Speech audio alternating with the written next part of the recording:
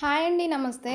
ఈరోజైతే నేను మేక తలకాయ కర్రీని ప్రిపేర్ చేయబోతున్నానండి. ఈ కర్రీ కోసం అయితే ముందుగా నేను హాఫ్ కేజీ వరకు ఇలా తలకాయ మాంసం అయితే తీసుకున్నానండి. ఈ తలకాయ మాంసం తీసుకున్న తర్వాత అయితే మనం నీట్గా క్లీన్ చేసుకోవాలి. ఎందుకంటే కొంచెం అక్కడ వాళ్ళు క్లీన్ చేసిన దానికంటే మనం క్లీన్ చేసుకోవాలి ఎక్కువగా.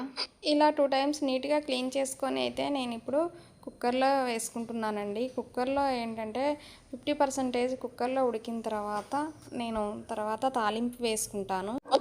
ఇలా తలకాయ కూరను కూడా కుక్కర్లో వేసుకున్న తర్వాత అయితే కొంచెం పసుపు ఉప్పుని యాడ్ చేస్తున్నాను చూడండి. పసుపు ఉప్పు వేసిన తర్వాత కొంచెం నీళ్ళు కూడా యాడ్ చేసుకోవాలి.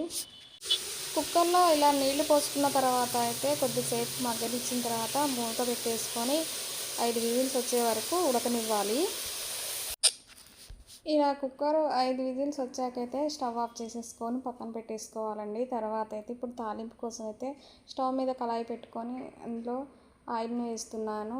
ఆయిల్ హీట్ అయిన తర్వాత అయితే ఇప్పుడైతే తాలింపులో పచ్చిమిర్చిని వేస్తున్నానండి. పచ్చిమిర్చి వేసిన తర్వాత అయితే కొంచెం మగ్గనిచ్చిన తర్వాత సన్నగా తరిగి పెట్టుకున్న ఆనియన్స్ కూడా వేసుకోవాలి.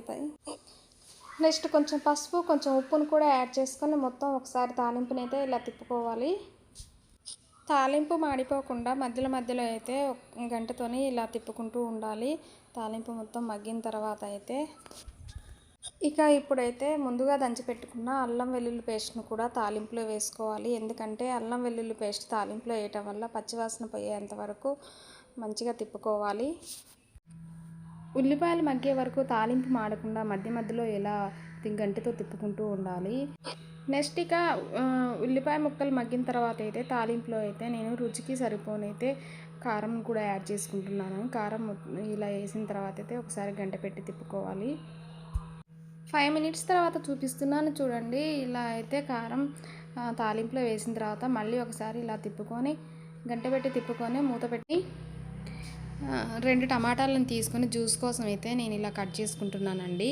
ఇవి కూడా మిక్సీలో పట్టుకొని మెత్తగా జ్యూస్ కూరలో యాడ్ చేసుకోవాలి. అయితే ఇప్పుడు నేను తాలింపులో అయితే ముందుగా కుక్కర్లో ఉడికించుకున్న తలకాయ కూరను కూడా నేను ఇప్పుడు తాలింపులో అయితే ఇలా యాడ్ చేస్తున్నానండి. తలకాయ కూర ఉడికించేటప్పుడు పోసిన వాటర్ కొన్ని మిగిలి ఉన్నాయి. అవి కూడా పడవేయకుండా లాస్ట్లో అయితే కర్రీలో వేసుకోవాలి. కూర మొత్తాన్ని ఇలా తాలింపులో వేసుకున్న తర్వాత అయితే గంటె పెట్టి కూర మొత్తాన్ని ఒకసారి మొత్తం కలుపుకోవాలి.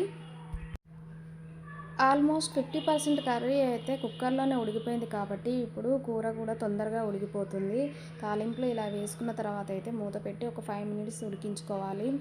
ఇలా మొత్తం ఉడికిన తర్వాత అయితే ముందుగా పట్టుకున్న జ్యూస్ని అయితే టమాటా జ్యూస్ని కూడా కర్రీలో యాడ్ చేసుకోవాలి.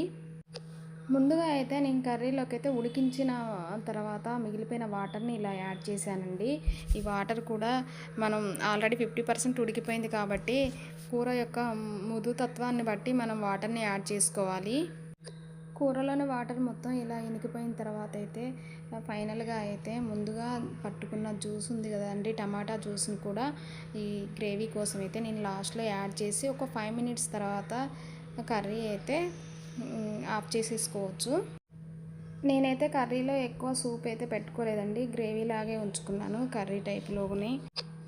చాలామంది అయితే మటన్కి ఇచ్చినంత ఇంపార్టెన్స్ తలకాయ మాంసానికి ఇవ్వరు, కానీ తలకాయ మాంసంలోనే ఎక్కువ ప్రోటీన్స్ ఉంటాయండి.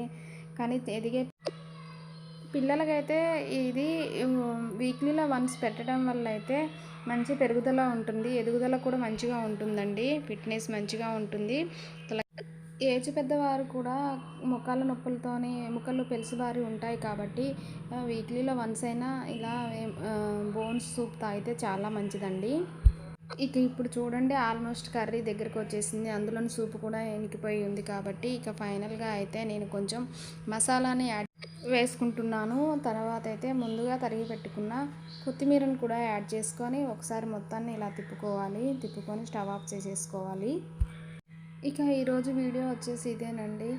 నా వీడియో నచ్చితే లైక్ చేయండి, సబ్స్క్రైబ్ చేయండి.